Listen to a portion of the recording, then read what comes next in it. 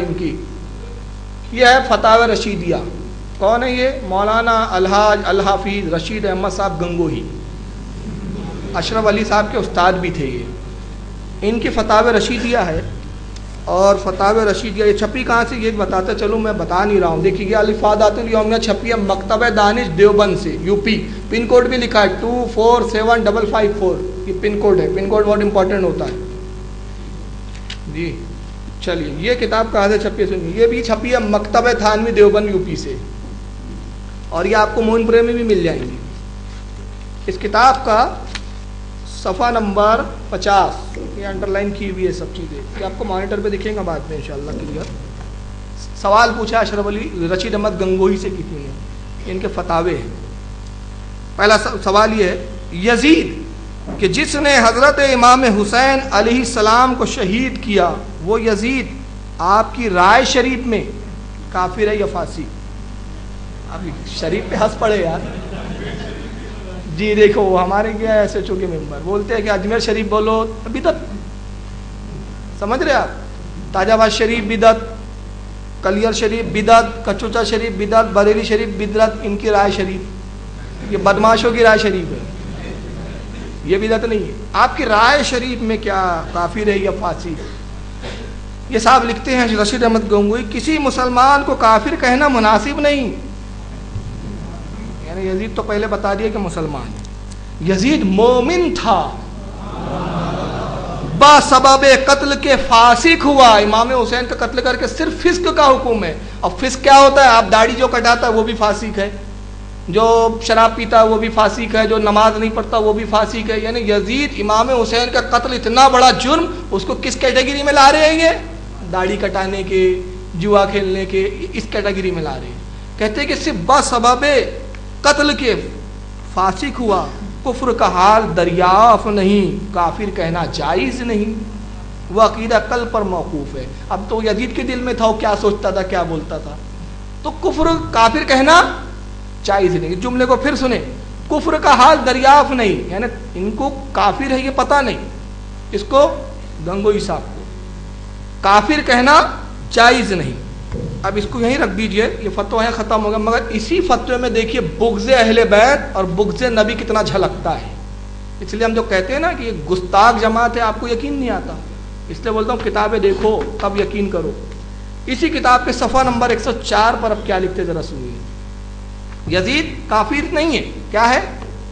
مومن ہے ان کے نزدیک. صفحہ نمبر 104 پہ فتاوی رشیدیہ میں ایک اور سوال ہوتا ہے، ہمارے حضرت محمد رسول اللہ صلی اللہ علیہ وسلم کے والدین مسلمان تھے یا نہیں؟ نبی کے ماں باپ مسلمان تھے یا نہیں؟ سوال پوچھ رہا ہے. جواب دیتے حضرت کے والدین کے ایمان میں اختلاف ہے. حضرت امام صاحب کا مذہب یہ ہے کہ ان کا انتقال حالت کفر میں ہوا. نبی کی ماں کافر، نبی کا باپ کافر، یزید ان کے نزدیک مومن. یہ ہے ایمان، یہ ہے ان کے ڈھکوسلے بازی. اور یہ دعویٰ کرتے ہیں کہ ہم حق پر ہیں. نبی کی والدہ تو ایسی مومنہ ہے، میں ایک مثال دیتا ہوں، زیادہ اس پہ تو اعلیٰ حضرت کی پوری کتابیں ہیں، اس پر کتاب ہے اعلیٰ حضرت کی پوری، نبی کی ماں کیسی مومنہ ہے. میں صرف ایک نقطہ اور ایک دلیل دے کے گزر جاؤں گا. تفسیر روح البیان، حضرت امام اسماعیل حقی رحمۃ اللہ علیہ کی تفسیر روح البیان موجود ہے میرے پاس الحمدللہ. اس میں حضرت یونس علیہ السلام کا ذکر آتا ہے، تو اس کی شرح میں تفسیر میں لکھتے ہیں کہ یونس مچھلی کے پیٹ میں 40 دن رہے. 40 دن کے بعد یونس علیہ السلام مچھلی کے پیٹ سے باہر برآمد ہوئے تو اللہ نے مچھلی سے خطاب کیا، اے مچھلی تو نے اپنے شکم میں 40 دن ایک نبی کو رکھا، بتا اس کا انعام کیا چاہتی ہے؟ تو مچھلی نے عرض کیا، پروردگار میں نے تیرے نبی کی حفاظت کی اپنے شکم میں، تیرے نبی کو اپنے شکم میں لے کر میں دریا میں گھومتی رہی، میں اس کا انعام یہ چاہتی ہوں کہ نہر کوثر جو جنت میں بہتی ہے اس میں مجھے ڈال دے تاکہ میں جنتیوں کے ساتھ دل لبھایا کروں.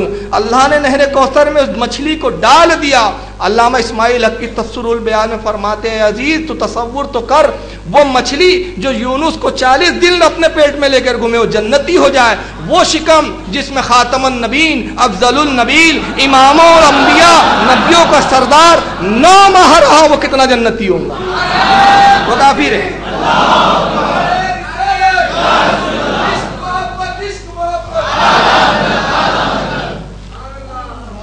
تو وہ کتنا مومن ہوں گا؟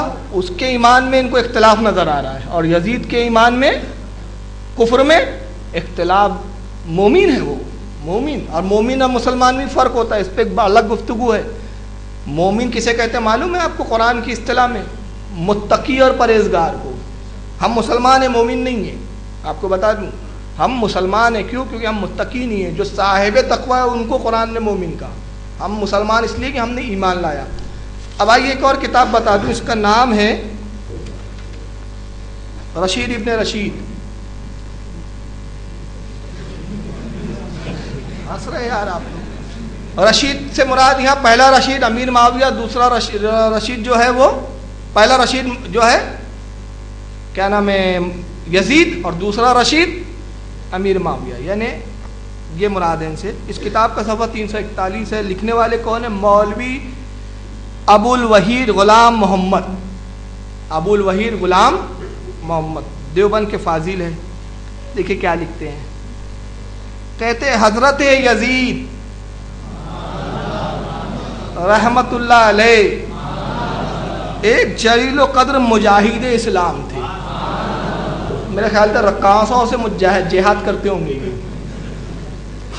علماء نے تو یہی بیان کیا کہ رقاصوں کا رسیہ تھا، شراب پیتا تھا، ان کو مجاہد دکھ رہے، تو رقاصوں سے لڑتے ہوں گے، اس لیے مجاہد ہو گئے ان کے نزدیک۔ کہتے ہیں کہ حضرت یزید رحمت اللہ علیہ ایک جلیل و قدر مجاہد اسلام ہے، اور میرا ایمان ہے کہ وہ ضرور جنتی ہے۔ مجھے اپنے والد کے متعلق تو اتنا یقین نہیں کہ وہ ضرور جنتی ہے، لیکن حضرت یزید کے متعلق میرا ایمان ہے کہ وہ ضرور جنتی ہے، ورنہ حدیث کا انکار کرنا پڑے گا۔ ان کو اپنے ابا کے جنت میں جانے کا یقین نہیں، مگر یزید جو ان کے دادا حضور ہے ان کے جنت میں جانے کا پورا پکا یقین ہے۔ چلیے کتاب اور بتا دیتا ہوں، چھوٹی سی ہے، ابھی حال ہی میں خریدا، میں نے خریدنے کو بھی 2-4 مہینے ہی مشکل سے ہو رہی ہے۔ محرم پر مسئلہ حضرت حسین و یزید۔ کہاں سے چھپی ہے یہ؟ اہل حدیث حضرات نے چھاپا ہے، ایک کی تالی کے چھٹے بٹے۔ ابھی آپ علماء دیوبند کے حالات سن لیتے، اب اہل حدیث صاحب حضرات کی بھی خبر لیجیے۔ یہ اہل حدیث نہیں، اہل خبیث ہے یہ چھپی ہے فردوس پبلیکیشنز نئی دلی سے، لکھنے والے مولانا عبدالسلام رحمانی۔ یہ کتاب محرم الحرام و مسئلہ حضرت حسین و یزید، اہل حدیث کے عالم ہیں، زندہ ہے بھی۔ اس میں علامہ ابن تیمیہ جو ان کے بہت بڑے علامہ گزرے ہیں، جن کا عقیدہ تھا کہ اللہ عرش پر بیٹھا ہوا ہے معاذ اللہ، ان کے کتاب کے حوالے سے نقل کر رہے ہیں، ان کی کتاب کے حوالے سے لکھا ہے انہوں نے۔ لکھتے ہیں کہ جو لوگ یزید پر لعنت بھیجتے ہیں انہیں 2 باتیں ثابت کرنی چاہیے۔ اول تو یہ کہ یزید ایسے فاسق اور ظالموں میں سے تھا کہ جن پر لعنت کرنا مباح ہے۔ یہ نہیں ہم ہی سے الٹا پوچھ رہے ہیں کہ تم یزید کو جو برا کہتے ہو تو پہلے تو تم یہ ثابت کرو کہ واقعی یزید اتنا بڑا گناہ گار ہے۔ ان کو کربلا سمجھ میں ہی نہیں آئی اب تک، پتہ نہیں سو رہے تھے کہ کیا معلوم، اللہ جانے۔ اب میں ان سے پوچھتا ہوں، ابن تیمیہ آج زندہ ہوتا تو پوچھتا کہ آپ ہم سے پوچھ رہے جناب کہ یزید پر لعنت کرنا مباح ہے یا نہیں، پہلے یہ ثابت کرو۔ ہم آپ سے پوچھتے لعنت نہ کرنا کیوں جائز نہیں، یہ بتاؤ۔ تو کون سی وجہ ہے جس کی بنا پہ آپ اتنا لائق تعظیم سمجھتے ہیں؟ پھر لکھتے ہیں کہ دوسرا یہ کہ وہ اپنی اسی حالت پر موت تک قائم رہا۔ دوسرا یہ ثابت کرنا ہے کہ وہ مرنے تک اس نے توبہ ہی نہیں کی، یہ آپ کو ثابت کرنا ہے۔ اچھا توبہ کر لی، تم کو کیا کان میں آ کے بول کے گیا تھا کیا؟ عجیب حال ہے یار۔ ہمارے اماموں نے بولا کہ وہ آخری تک مردود اسی حال پہ رہا، تو یہی کافی ہے۔ اب آگے کہتے ہیں کون دعویٰ کر سکتا ہے کہ یزید اور جیسے بادشاہوں نے کبھی توبہ ہی نہ کی ہو؟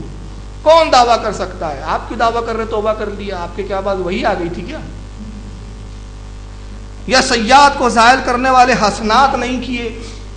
یعنی ان کے نزدیک امام حسین کا قتل اتنا چھوٹا معاملہ ہے کہ 2-4 رکعت نماز پڑھ لو تو گناہ معاف ہو جائے۔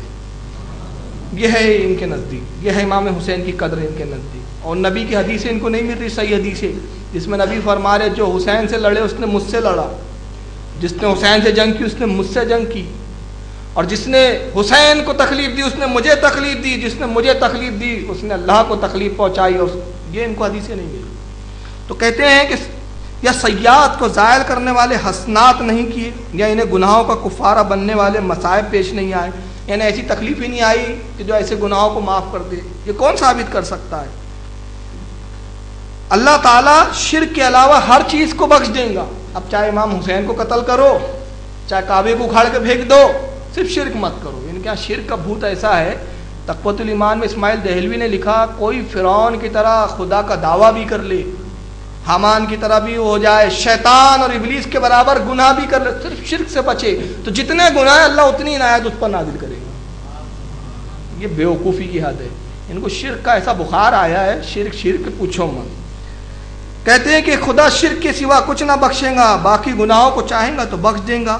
اور صحیح بخاری میں عبداللہ بن عمر سے مروی ہے، اب یہ وہ سوال کا جواب آ رہا ہے جو بھی بھیجا ہے کسی بھائی نے، کہ صحیح بخاری میں عبداللہ بن عمر سے مروی ہے کہ نبی نے فرمایا سب سے پہلے قسطنطنیہ پر جو فوج لڑیں گی خدا نے ان کی بخشش کر دی ہے.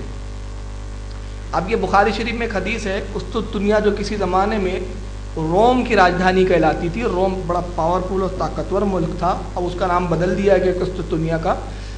اللہ کے نبی نے بشارت دی تھی، بخاری میں حدیث ہے کہ جو قسطنطنیہ پر پہلا حملہ کرے وہ بخش دیا گیا ہے. اب یزید بھی حملہ کیا قسطنطنیہ پر، مگر یہ اتنے مطلب دھوکے باز اور دغاباز واقع ہوئے ہیں کہ تاریخ آدھی پڑھتے اور آدھی جو ان کے مطلب کی نہیں تو اس کو بالکل چھپا دیتے. سب سے پہلے تو ہم یہ چیلنج کرتے کہ یہ ثابت کر دو کہ قسطنطنیہ پہ پہلا حملہ کرنے والا یزید ہے. نہیں ہے، بلکہ کون ہے معلوم ہے آپ کو؟ خالد بن ولید کے صاحبزادے ہیں جنہوں نے سب سے پہلا حملہ کیا. اور اس کی پوری تحقیق میری کتاب ریاض الجنہ میں ایک مرتبہ چھپ چکی ہے پوری تفصیل کے ساتھ. جب بھوپال سے کسی وہابی کا ایک سوال آیا تو اس کے جواب میں نے پورا وہ تحقیقی مقالہ لکھا تھا. تو سب سے پہلا جس نے حملہ کیا وہ حضرت خالد بن ولید کے صاحبزادے ہیں. یزید نے چوتھے پانچویں میں حملہ کیا اور وہ بھی اس جنگ میں شریک تھا، لیکن نہ تلوار چلایا، نہ گھوڑے میں بیٹھا، نہ لڑا، صرف خیمے میں بیٹھا آرام کرتا رہتا تھا. تو بخاری کی حدیث اپنی جگہ صحیح، لیکن اب میں دوسرا ایک جواب دیتا ہوں. چلو تھوڑے دیر کے لیے ہم مان لیتے کہ یزید ہی پہلا حملہ کرنے والا ہے، تو اس حدیث کے تحت آپ نے جنتی مان لیا. اور وہ بے شمار حدیث ہے جس میں حسین سے لڑنے اور حسین کو ستانے کی حدیث جہنم کی بشارتیں آئی، وہ کس کھاتے میں جائیں گی؟ چلیے میں کچھ حدیثیں سناتا ہوں، اتنا ہی بخاری کا بخار ہے تمہیں، تب تمہارا بخار بخاری سے اتارتا ہوں. بخاری میں ہی ہے، نبی پاک صلی اللہ علیہ وسلم فرماتے جو رمضان کے روزے رکھ لیتا ہے اللہ تعالیٰ اس کے گناہوں کو معاف فرما دیتا ہے. جو بندہ حج کرتا ہے اور حج سے فارغ ہوتا ہے تو فرشتہ خطاب کرتا ہے، ندا کرتا ہے، بندے اللہ نے تیرا حج قبول کیا، تو آج گناہوں سے ایسے پاک ہو گیا جیسے آج ہی تیری ماں نے تجھے جنا ہو. حدیث میں ہے. اور حدیث میں کیا ہے؟ جب دو مسلمان مومن بھائی ایک دوسرے سے ہاتھ ملاتے، مصافحہ کرتے، دونوں کے ہاتھ جدا ہونے بھی نہیں پاتے کہ اللہ دونوں کی مغفرت کر دیتا ہے. یہ حدیثیں ہے کہ نہیں؟ اور یہ صحیح حدیثیں ہے. اب مسلمانوں کے ہاتھ ملاؤ اور کعبے کی دیواروں پہ غلاظت ڈالتے جاؤ، مسجد نبی کو گندا کر دو، مسجد نبی میں گھوڑے باندھ دو، اہل بیت نبوت کے لوگوں کو قتل کرتے رہو، لوگوں کو مارتے پیٹتے رہو، اور جب پوچھا جائے کہ بھائی یہ خون کیوں کر رہے ہو، قتل کیوں کر رہے ہو، کہا کوئی ٹینشن کی بات نہیں ہے، مسلمان سے مصافحہ کریں گے بخشش ہو جائیں گی، حج کر کے آئیں گے بخش دیے جائیں گے، روزہ رکھیں گے بخش دیے جائیں گے. تو مجھے بتاؤ کہ کیا یہ بات یہاں پہ صادق آئیں گی؟ ہرگز نہیں آئیں گی. حدیثوں میں تو یہ بھی ہے، تو یہاں کیوں نہیں آئیں گی؟ عمل تب قبول ہوتے ہیں کہ وہ تقوی کے ساتھ کیے جائے. غیر تقوی عمل قابل قبول نہیں ہے، وہ مردود ہے، منہ پہ مار دیے جائیں گے. حج قبول ہو تو ماں کے ایسا پیدا ہوا جیسے آج ماں کے پیٹ سے نکلا ہو، ایسا گناہوں سے پاک ہوا. اگر حج ہی قبول نہ ہو تو سمجھ میں آ رہی؟ روزے رکھا اللہ تعالیٰ جہنم کی آگ حرام فرما دیتا حدیث میں، مگر کب؟ روزے قبول ہو. تو قبول کب ہوں گے؟ جب اس انداز میں بغیر ریاکاری کے رکھے.